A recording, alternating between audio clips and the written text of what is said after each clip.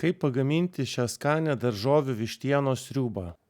Paimam 3 bulves ir jas supjaustome kubeliais. Toliau keliauja morkos. 2 morkas irgi supjaustome smulkiais kubeliais. Taip pat mums reikalingas ir poros stiebas, 2 raudonskruosčius pomidorus, taip pat susmulkiname skiltelėmis, kurie bus naudojami sriuboje. Daržovės sudedam į puodą, įdedam vištienos krūtinėlę, įdedam porą lauro lapų, užpilam vandeniu, kad viską apsemtų, įdedame druskos ir pipiro.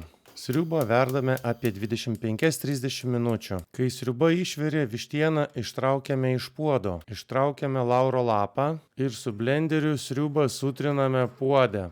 Vištieną galite supjaustyti arba tiesiog suplėšyti pirštais. Vištieną grąžinam į sublenderiuotą sriubą, išmaišome ir patiekėme ant stalo. Skanaus! Ir jeigu norite sužinoti,